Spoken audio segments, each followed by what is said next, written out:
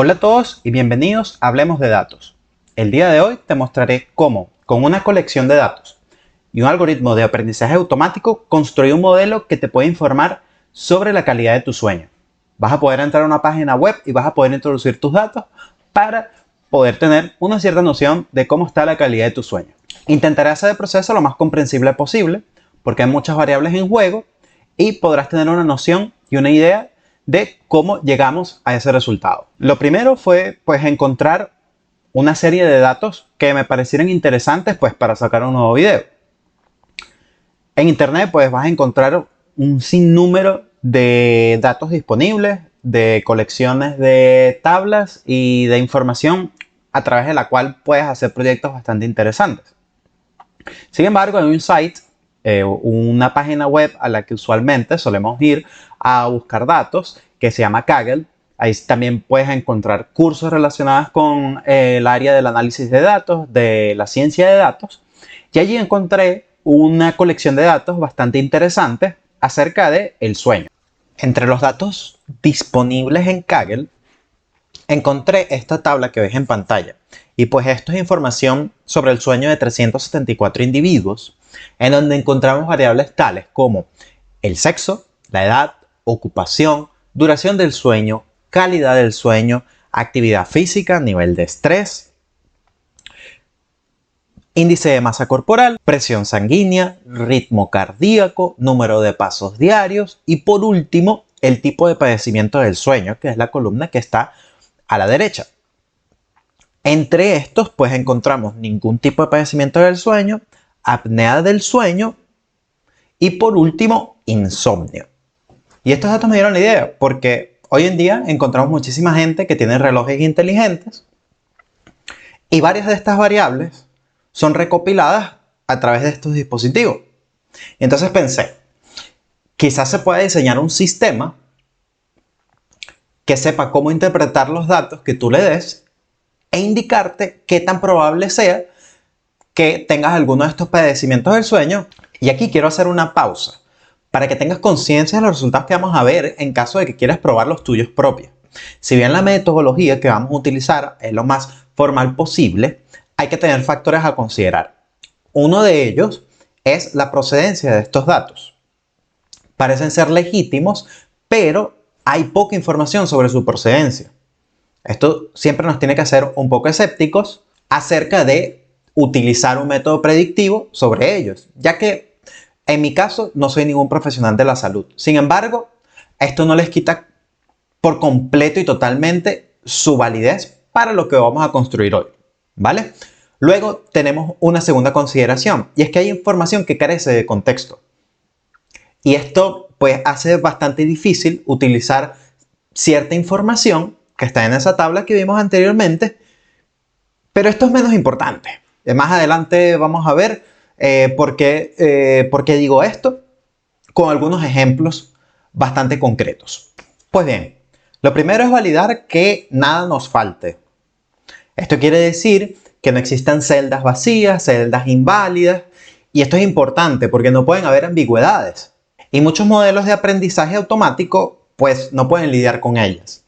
Necesitas tener un valor en todas las celdas de tu tabla.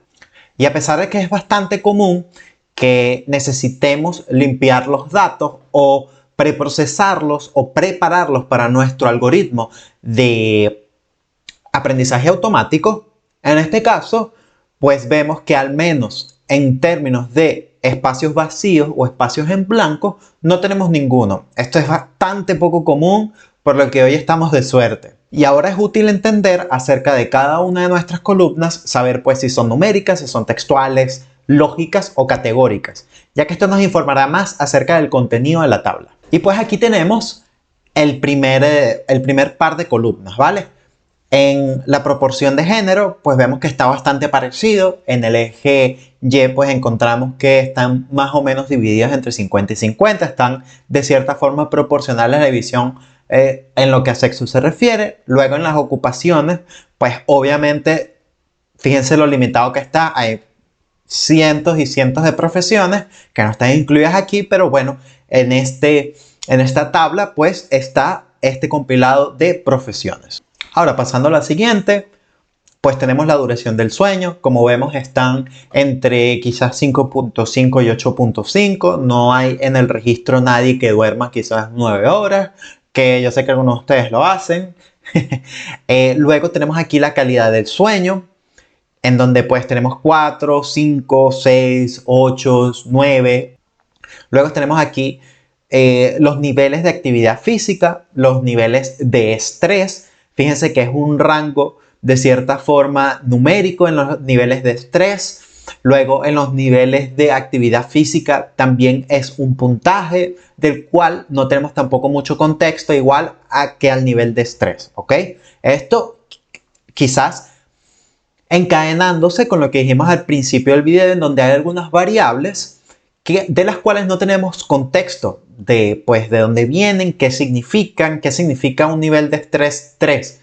Quizás tuviste que trabajar 5 horas y eso te estresó mucho, cuando quizás existe una persona que trabajó 14 horas y tenga un nivel de estrés de 6, cuando trabajó muchísimo más que la cantidad de horas que tú trabajaste. Es un poco ambiguo y es difícil transferir esto para un usuario que después haga uso de esta aplicación. ¿Cómo usas tu nivel de estrés? Y bueno, aquí me estoy adelantando un poco, ¿no? Pero a esto de cierta forma me refiero cuando digo que no tenemos cierto contexto en qué significan algunas variables.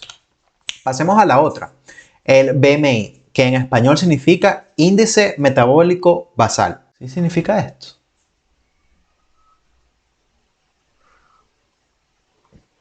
No, índice de masa corporal. Luego tenemos aquí el índice de masa corporal. Obviamente en inglés, pues tenemos aquí una categoría normal, peso normal, obeso, sobrepeso. Luego tenemos los pasos diarios. Podemos ver cómo hay algunos saltos entre uno y otro. La gente tiende quizás en esta tabla a ir por valores enteros. Luego tenemos el ritmo cardíaco y la presión sanguínea.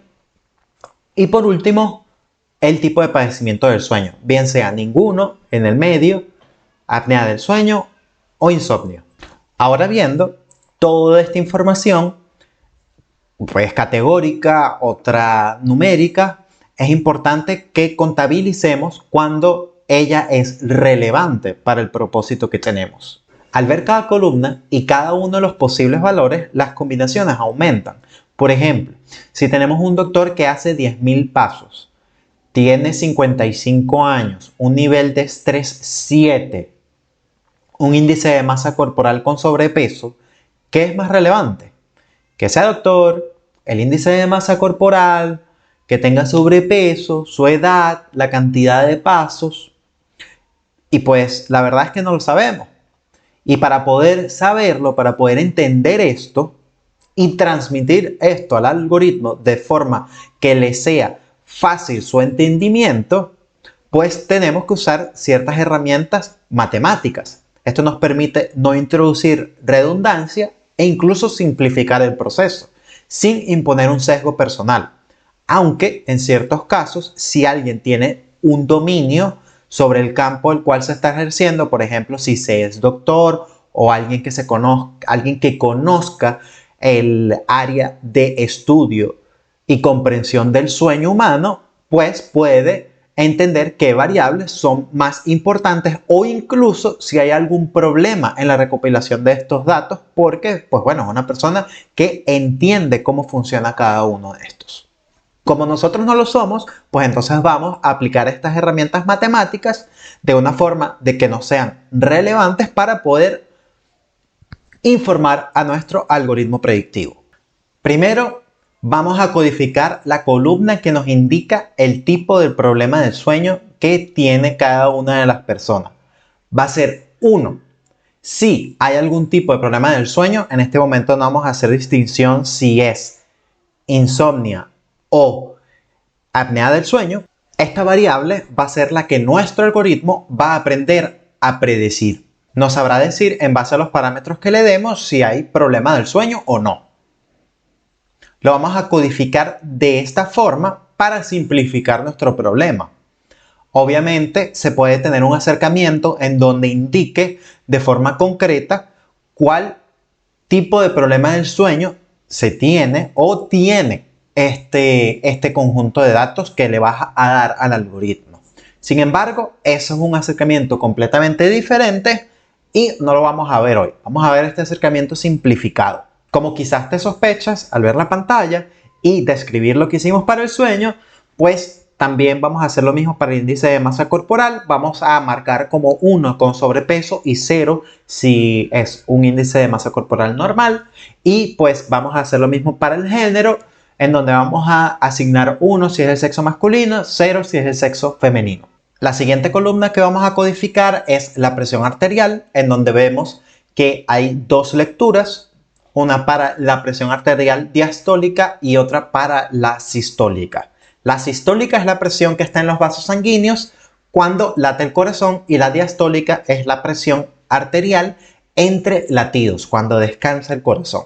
Ambas van a dar resultado a dos nuevas columnas numéricas. Por último está la columna con las profesiones, en donde vamos a tener varios valores. Entre ellos están listados aquí, está programador, doctor, vendedor, etcétera, etcétera. Puedes verlo en pantalla. Trabajar con estas columnas requiere un detalle especial. Normalmente si queremos tener un modelo súper bien ajustado que tenga un buen alcance, pues lo ideal sería que codifiquemos cada una de estas columnas como una variable binaria en donde marcamos como 1 si la persona tiene una profesión, por ejemplo, doctor, y marcamos el resto de columnas en 0 porque a lo mejor no es doctor y programador al mismo tiempo. O sea, es un valor que es único para cada usuario, ¿no? Pero esto no supone un par de inconvenientes. Y el primero se refiere a que nos generará lo que es conocido como la maldición de la dimensionalidad. No te preocupes, lo puedes buscar luego, pero bueno, esto es algo más técnico que a grandes rasgos nos dice o tiene como moraleja que al crear más columnas generamos más dimensiones y es más difícil para el algoritmo sacar partido de esta información. Pero esto es una justificación un poco técnica y pues con alguien que ya tiene cierto conocimiento de cómo se baila el mambo, por así decirlo. Y se puede considerar incluso hasta un tanto teórica.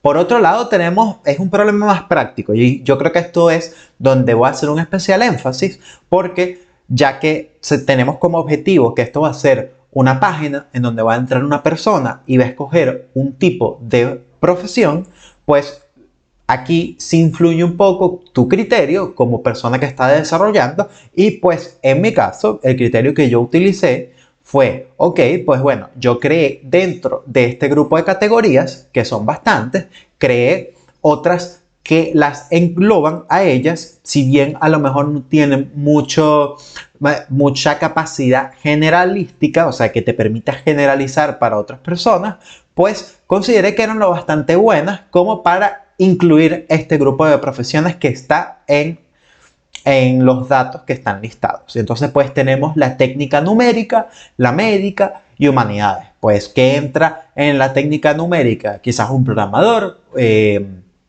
un contador, por ejemplo, un científico. Entra dentro de esta el médico, pues obviamente un doctor, un enfermero. Y en las de humanidades, pues quizás un abogado. ¿Ok?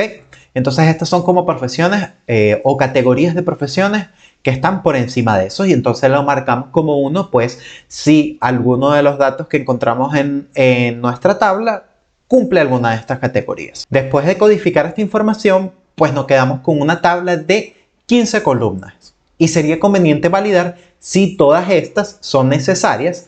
En primer lugar, para simplificar la cantidad de valores que vamos a pedirle al usuario y también para evitar valores que sean redundantes. En especial si existe algún tipo de correlación. Y aquí es importante que conversemos sobre qué es la correlación. Y la correlación es una métrica de semejanza entre dos variables que está entre el rango -1 y 1. Mientras más cerca estén los valores a los extremos de este intervalo, mayor es la semejanza. ¿Ok? Si es positiva, hay una correlación positiva y si es negativa, se dice que hay una correlación negativa. Si está cerca del 0, pues se dice que la correlación es débil, mientras más cerca esté del 0. Si es 0, pues obviamente es que no hay correlación. Hay varios tipos de correlaciones. Pearson, Kendall y Spearman. Estas métricas siempre se deben analizar con detalle y entender muy bien qué representan. Para que el video no se extienda sobre correlaciones, ya que hay mucho que hablar allí, pues te cuento qué es lo importante y lo relevante para lo que vamos a hacer. Vamos a intentar dejar fuera aquellas columnas que tienen una correlación alta entre ellas y así reducir el número de columnas que son redundantes en el algoritmo. No queremos ese tipo de información. Y pues bueno, vamos entonces a darle un vistazo a nuestra primera tabla de correlación, en donde tenemos la correlación de tipo Pearson, en donde, por ejemplo, podemos darnos cuenta que entre la presión arterial diastólica y sistólica es bastante elevada. Se pudiera decir que es incluso irrelevante mantener las dos en el algoritmo. Luego tenemos el nivel de estrés, por ejemplo, que se correlaciona bastante negativamente con la duración del sueño, la calidad del sueño, ¿ok? No queremos este tipo de información redundante tampoco. Y si vemos con detalle, también sucede lo mismo en el tipo de correlación Kendall o algo más o menos dentro de parámetros bastante parecidos. Y pues lo mismo ocurre para la Spearman, sin entrar en detalle de qué es lo que ocurre inherentemente con este tipo de correlación. ¿Ok? Entonces queremos remover aquellas que puedan llegar a ser redundantes, entre ellas utilizando la correlación de cada uno de estos tres tipos como nuestra métrica informativa. Luego, para entender estos valores, nos encontramos con algunos inconvenientes. Como ya mencionamos antes, hay valores de los cuales no tenemos contexto. Y si bien las correlaciones son bastante informativas, también nos pueden indicar qué par de variables debemos inspeccionar a mayor detalle. Tal es el caso, por ejemplo, de las que vemos en pantalla, en donde tenemos al lado izquierdo el nivel de actividad física en el eje X y la cantidad de pasos diarios en el eje vertical. El nivel de actividad física va entre 30 y 90, pero no tenemos ningún tipo de información de cuál es su rango, qué es lo que mide, cómo se mide, cómo vamos a pedir esta información al usuario en nuestra interfaz. Y la cantidad de pasos, pues a pesar de que tienden a ciertos valores enteros y valores intermedios no son tan preponderantes, creo que es una mejor medida de tener una idea de la actividad física de una persona. Obviamente siempre van a haber excepciones, como por ejemplo un nadador, quizás no camine tanto, o quizás un ciclista, ¿ok? Quizás esta variable falle un poco en ese tipo de casos. Sin embargo, va a ser nuestra variable que nos va a sustituir o nos va a dar cierta información sobre la actividad física que tiene la persona. Como vimos en la correlación pasada, pues la cantidad de pasos y también la actividad física están altamente correlacionadas en cada una de nuestras métricas, ¿ok? Luego pasamos al lado derecho, en donde tenemos la duración del sueño y la calidad del sueño. De la misma forma que con la cantidad de actividad física, pues no tenemos el rango de esta calidad del sueño, ni porque es 8, ni porque es 9, ni en base a qué fueron creadas estas métricas, ¿ok? Por lo tanto, lo que vamos a utilizar aquí es la duración del sueño. ¿Ok? Y pues luego vemos cómo se distribuye la categorización que hicimos para la profesión y vemos que el dividir por un tipo de trabajo técnico es un buen predictor para discernir si pues una persona tiene un problema del sueño o no. Por lo cual podemos ver en este gráfico en la esquina superior arriba de mí, donde voy a ver arriba de mí, pues vemos que hay cierta capacidad de predecir si alguien lo puede tener o no. Entonces esto fue, digamos, una buena separación del tipo de profesión respecto a la variable que intentamos predecir. Esto nos da como resultado todo este assessment, todas estas pruebas, toda esta codificación, ¿ok? Nos permite generar una tabla con muchísimo menos valores que vemos en pantalla, ¿ok?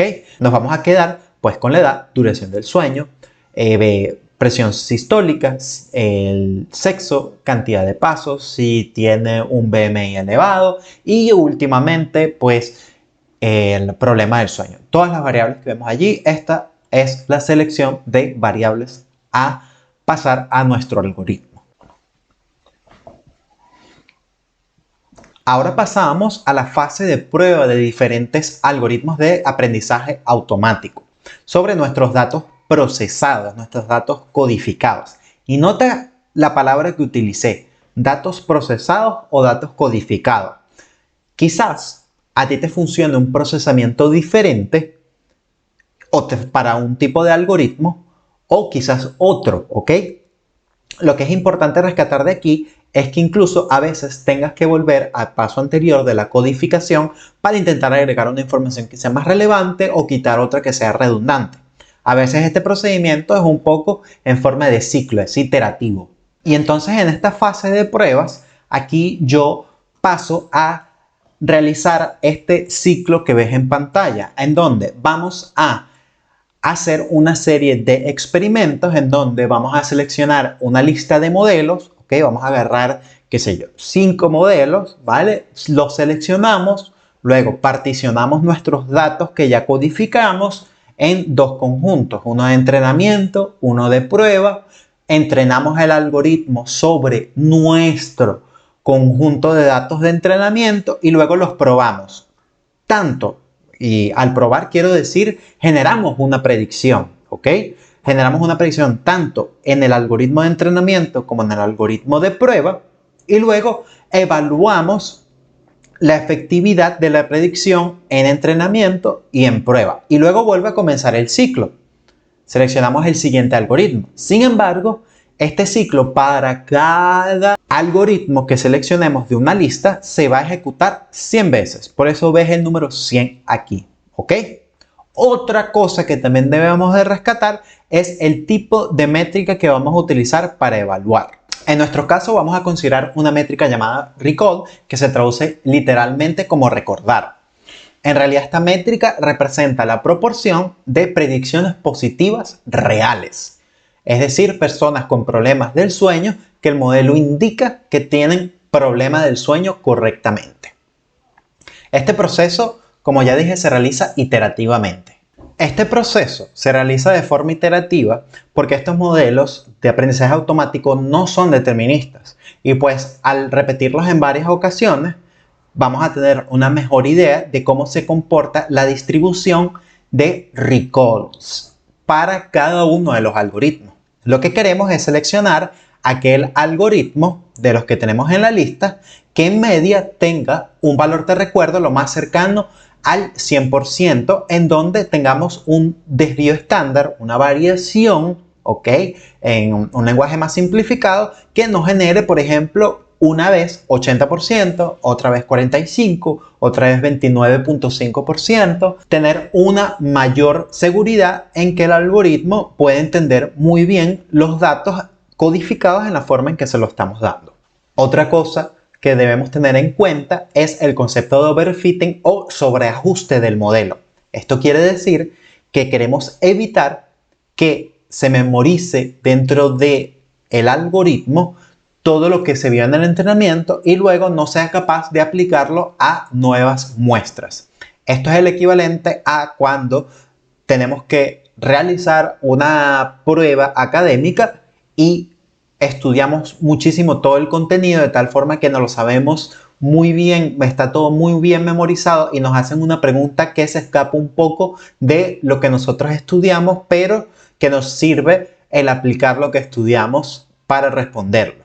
Pues no queremos que el algoritmo sea incapaz de hacer esto, que le pase lo que nos pasa a nosotros en los exámenes, que aprendemos todo y después llegamos y no sabemos responder porque no sabemos ni qué carrizo nos han preguntado.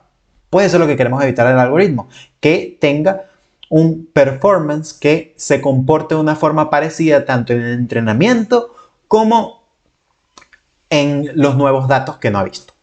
En los modelos escogidos para el primer experimento tenemos de varios tipos, basados en árboles, redes neuronales, polinomiales y probabilísticos. Y pues realizando las pruebas, utilizando esta metodología, pues obtenemos lo siguiente. para cada uno de las 100 iteraciones, en cada uno de los conjuntos, el de entrenamiento y el de prueba, obtenemos los siguientes valores de recall. ¿Qué queremos? Queremos seleccionar aquel algoritmo que nos dé un recall alto en media, una desviación estándar del recall baja y poco sobreajuste, obteniendo las siguientes distribuciones de recalls. De aquí, pues, salen 3 candidatos ideales en base a los parámetros que dijimos anteriormente. Uno de ellos es el Gaussian NB, luego el SVC y el MLP, Multilayer Preserved. Luego, para extraer el mayor valor posible de estos algoritmos, jugamos con sus parámetros, ya que los experimentos que realizamos ahorita no utilizamos ningún parámetro de los algoritmos. Ellos tienen parámetros que son ajustables, cada uno de ellos, los cuales te permiten en ciertas oportunidades extraer mayor valor para el problema que estás intentando resolver.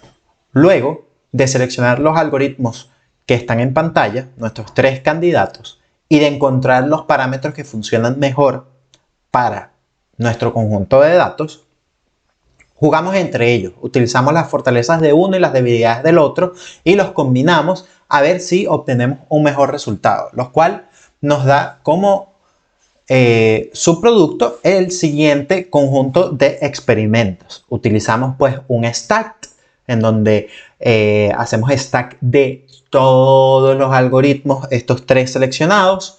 Luego hacemos un hard voting y un soft voting. Luego puedes ver en más detalle qué se refiere a esto, pero simplemente es utilizar las predicciones de cada uno de ellos con metodologías diferentes a ver si conseguimos que alguno de ellos, bien sea no solo individualmente, sino en conjunto, pueda tener un mejor funcionamiento que cada uno solo. Y pues vemos que en media que el SVC funciona bastante mejor que el resto. Tiene un buen recall en lo que aprende y lo aplica sin empeorar a los nuevos datos.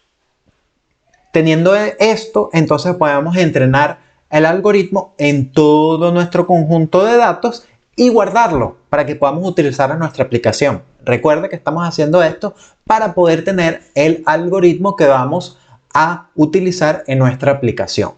En este punto hemos validado un modelo que funciona, pero hay un pequeño inconveniente y es la lectura de la presión arterial, porque no es común que alguien tenga a mano la lectura de su presión arterial.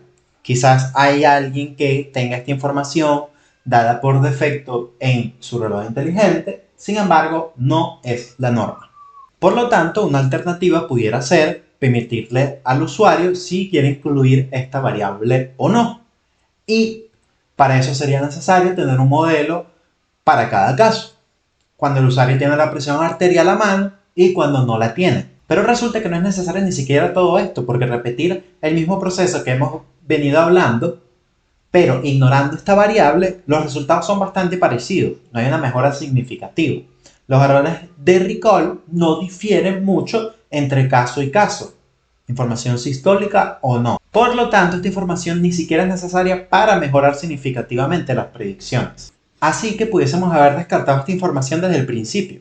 De hecho, si nos volvemos a fijar en nuestra matriz de correlaciones, pues nos podemos dar cuenta que la columna de IMC elevado y presión sistólica hay una correlación bastante alta entre las dos, por lo que mantener ambas es algo redundante. No solamente por esta métrica, sino también porque, bueno, al haber hecho toda la prueba igual, pero ignorando la información diastólica, no hay una mejora significativa y de hecho el mismo algoritmo es el que mejor sale parado en comparación al resto utilizando los mismos métodos que vimos en este video. Por lo tanto, tiene sentido que ignoremos pues la información diastólica. ¿Qué pasa con el índice de masa corporal? Pues es una métrica que depende de la altura y depende del peso y es algo que podemos calcular en la aplicación fácilmente y podemos incluso incluir, por lo que nos decantamos por esta para mantenerla en la aplicación. Ahora preparamos nuestra aplicación usando Streamlit, una herramienta que nos permite publicar aplicaciones web haciendo uso de Python, que ha sido el lenguaje de programación utilizado a lo largo de este proyecto. Vamos a entrar a nuestra aplicación dirección web que pueden ver en pantalla.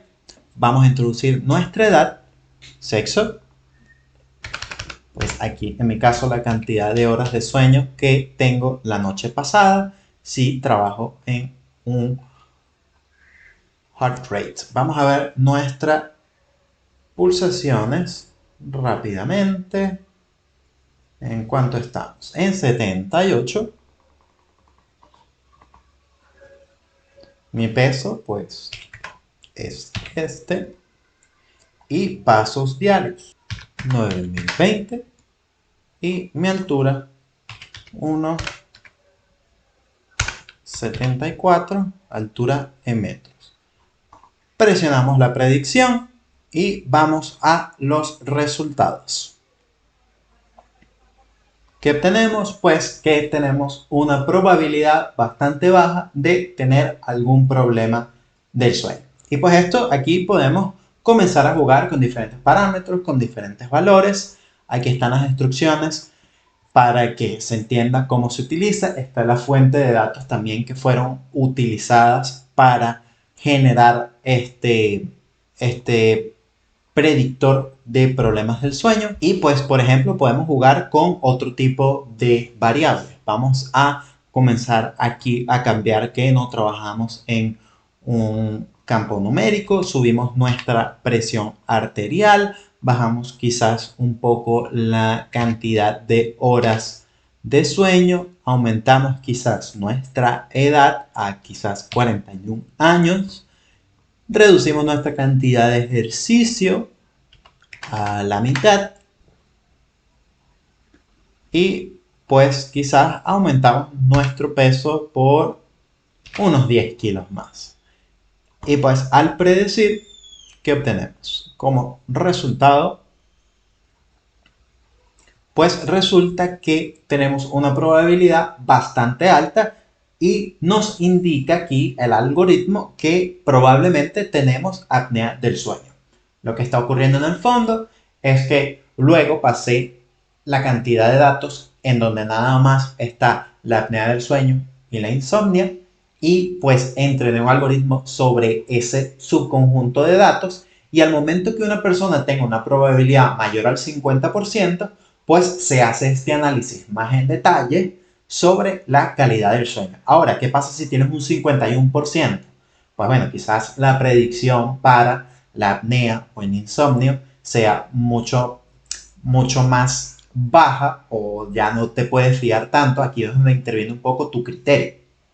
Entonces aquí es muy interesante hacer quizás un ejercicio mental en donde quizás pudieras entender, ¿no?, las compañías que recopilan los datos con nuestros smartwatches, la cantidad de datos que tienen disponibles para cada uno de los individuos a lo largo de quizás varios días, semanas, meses e inclusive años, y de qué manera utilizando datos de quizás miles de personas y quién sabe, quizás hasta millones, puedan quizás generar algoritmos que sean incluso mucho más eficientes del que desarrollamos aquí en este pequeño proyecto. Y las metodologías son muy parecidas a las que vimos hoy. Esto es quizás un ejercicio mental que sería interesante siempre mantener en mente, entender un poco cómo estos algoritmos generalizan las cosas. Lo que está muy en el fondo es un gran desarrollo computacional y matemático, sobre todo computacional cuando se tiene una gran cantidad de datos en donde se tienen que manejar diferentes tipos de habilidades.